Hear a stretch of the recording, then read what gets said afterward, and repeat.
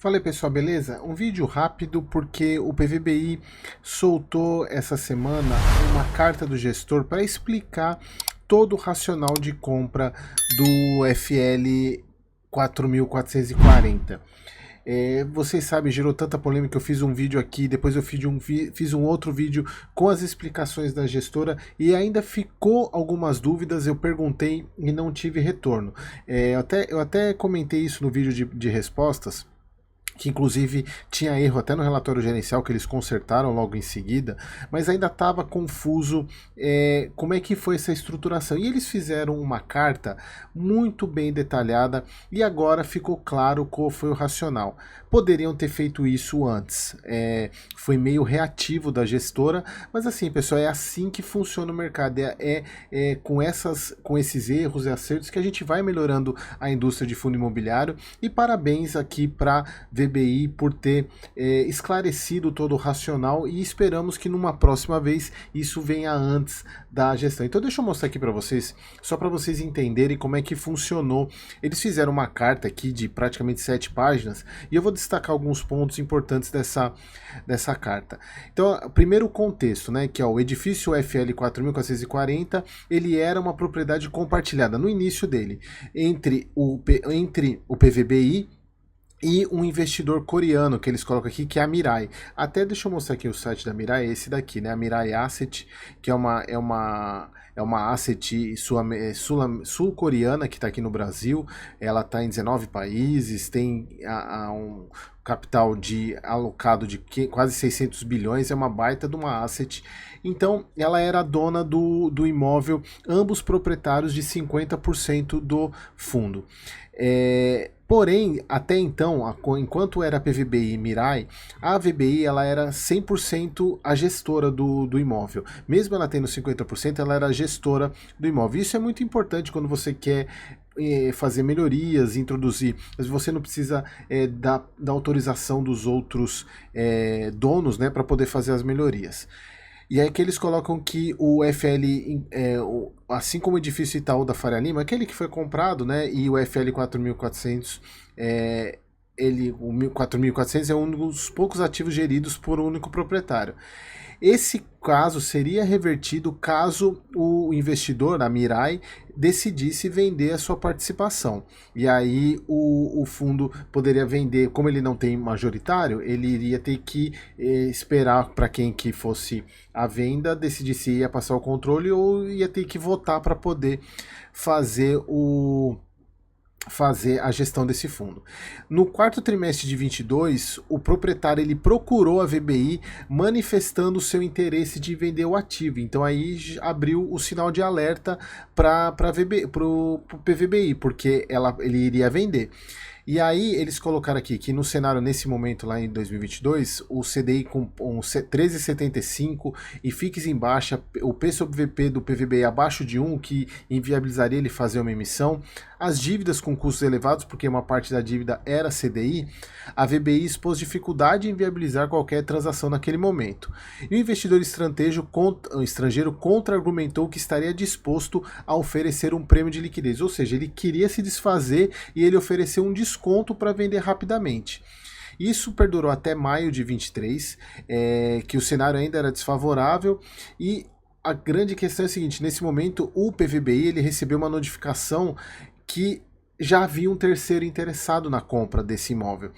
Então, e eles até colocam aqui, o que mais nos chamou a atenção, porque de fato o PVBI ele tinha o direito de preferência pela compra. É normalmente assim, quando você aluga um imóvel e o proprietário vai vender esse imóvel que você está alugado, ele te dá a preferência para você comprar. Se você não comprar, ele vende para o outro. Então a preferência era do PVBI.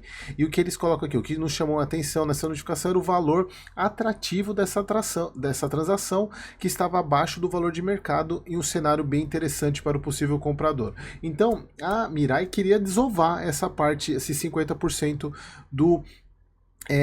do edifício. E aí, o que, que a VBI, o PVBI tinha de alternativa? Deixar o ativo ser vendido ou realizar um esforço para fazer a gestão do imóvel como um todo. Então, ficou claro que ainda era inviável para o PVBI assumir, mas eles colocam, mas havia possibilidade para tentar viabilizar essa manutenção da unidade do edifício através da captação de um veículo paralelo, ou seja, criando um fundo novo que carregaria por um período e depois venderia preferencialmente ao PVBI. Surgiu a ideia do FL-FL, que se transformou depois no FL-FL11. Então ele nasceu com o objetivo de adquirir o FL 4440. E aí eles estruturaram esse fundo para poder fazer a captação. Eles colocam um total aproximadamente de 400 milhões era necessário.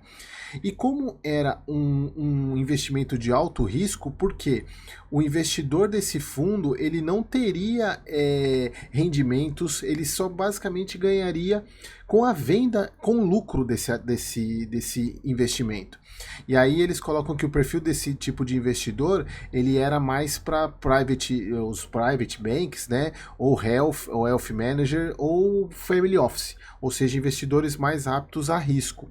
Então se construiu a estrutura e a grande questão é que eles precisavam apressar isso, porque dado o exercício de preferência, eles tinham 30 dias para viabilizar toda essa negociação.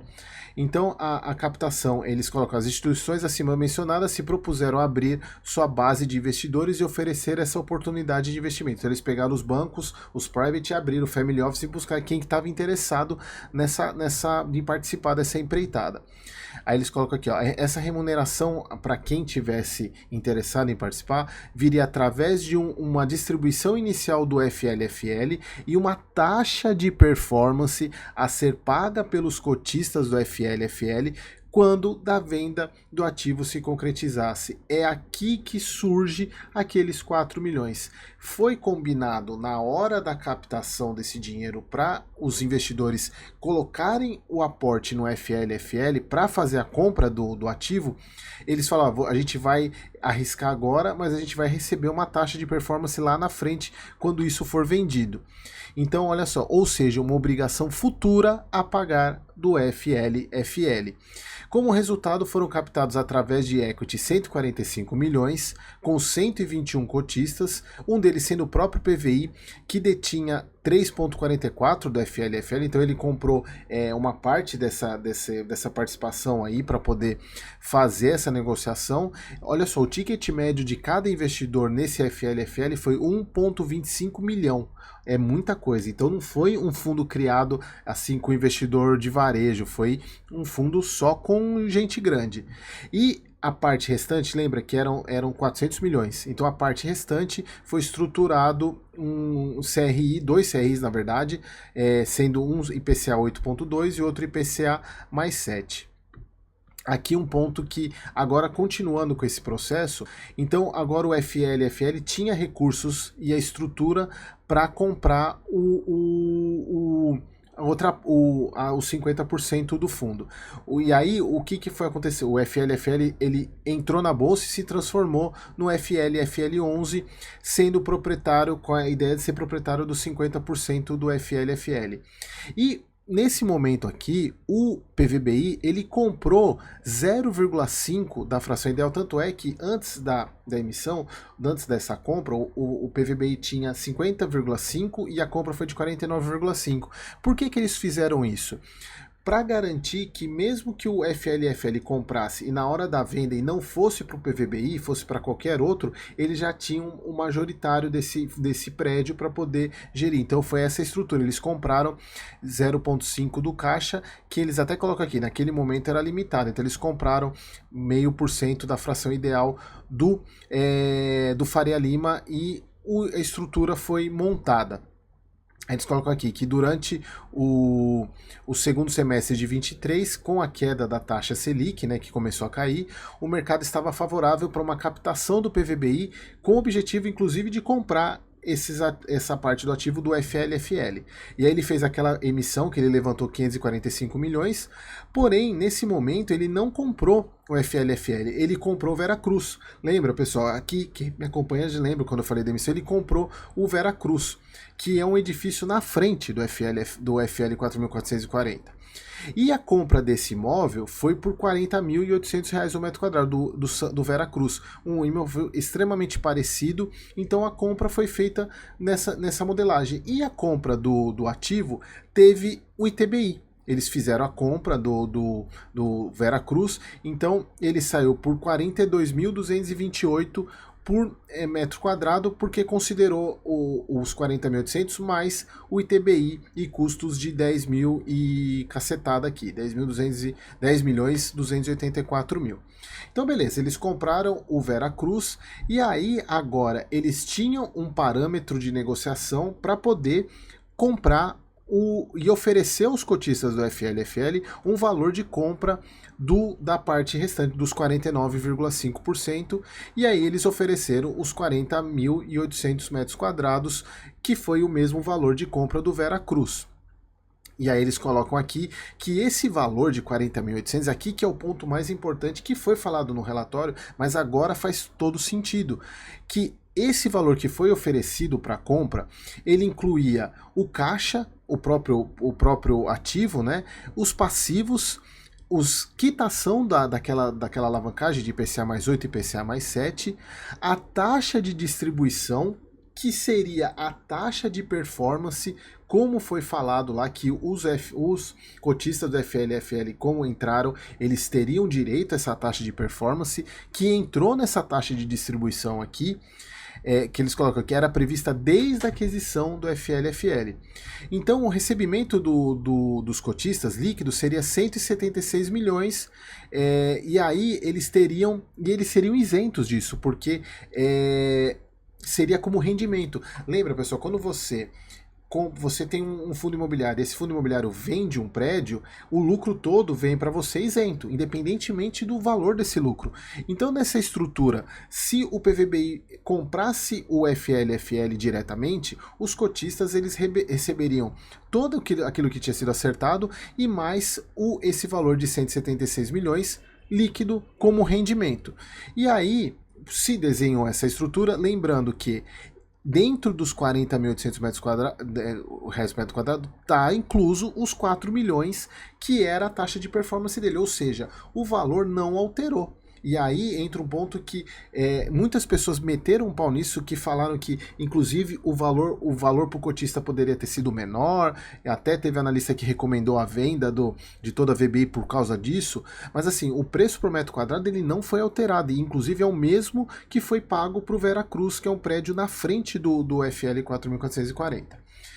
Então, foi aprovada a estrutura pelos cotistas do FLFL e aí iniciou o processo de captação da sexta emissão do PVBI, que tinha como o principal objetivo a compra dos 49,5% do FLFL. Inclusive, nesse momento aqui, foi quando teve a compra do Itaú, né, a maior compra da história de prédio, que foi de 64.025 metros quadrados, 56 superior ao proposto pelo PVI, que é ali na mesma região. Então, aí eles colocam, o estudo de viabilidade da oferta prevê a aquisição direta do ativo, ou seja, eles comprariam o ativo pagando os 40.800 mais o ITBI, que fica um pouco mais caro aqui. O preço por metro quadrado seria 42.228, o que dá mais ou menos o preço que eles pagaram no Veracruz, olha só, 48.228, a mesma coisa. O metro quadrado ficou exatamente a mesma coisa. O ITBI ele ficou um pouco maior aqui por causa da área, né? Porque a área que porque o ITBI é em cima da área, então ficou 15 milhões, enquanto na compra do Veracruz foi 10 milhões por causa da questão da área. Então o preço de estruturação foi exatamente o mesmo do Veracruz. Lembrando que dentro desse valor os 4 milhões já estavam embutido, que era a taxa de performance que já tinha sido combinada. Só que aí o que veio? Eles iniciaram o processo e aí eles analisaram a estrutura de, em vez de comprar diretamente, comprando as cotas. Por quê? Eles economizariam esse cara aqui, o ITBI.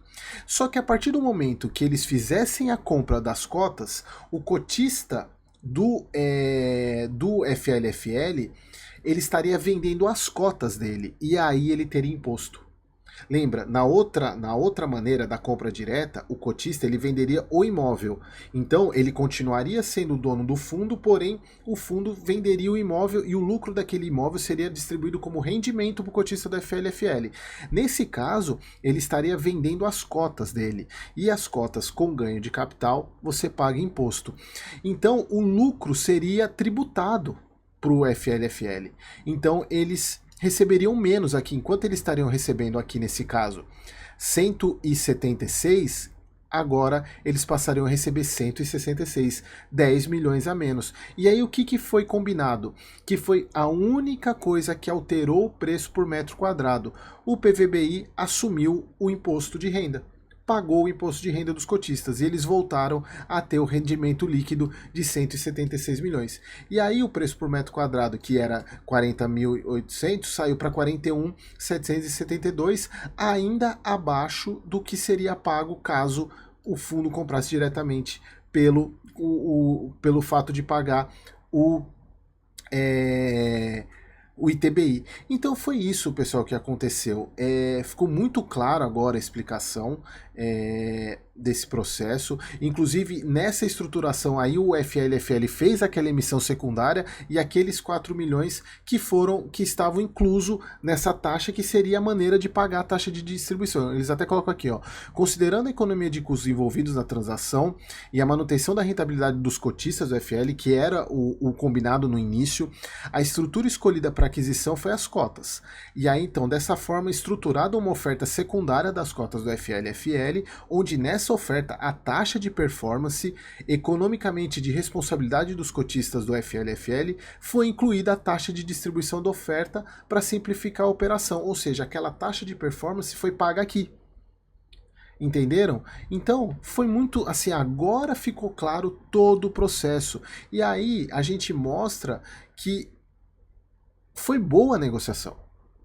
O PVBI comprou um imóvel similar ao que ele tinha comprado pelo mesmo preço e o cotista do FLFL também saiu bem, porque ele teve que assumir um risco lá atrás para pôr o dinheiro num negócio, num fundo que ele não teria rendimento, ele só teria ganho lá na frente, e quem sabe se ele ia conseguir vender esse ativo lá na frente, porque ele precisaria esperar todo um cenário de macroeconomia melhorar para ele poder ter essa realização, e acabou que ele se deu bem também nesse processo, porque ele acabou recebendo aquela taxa de performance que ele tinha combinado, falou, eu vou colocar meu dinheiro agora, mas eu quero uma remuneração lá na frente, além do ganho de capital. Teve o ganho de capital, e para não ser prejudicado com a questão, eu prefiro vender diretamente, porque assim eu recebo o rendimento e eu não pago imposto.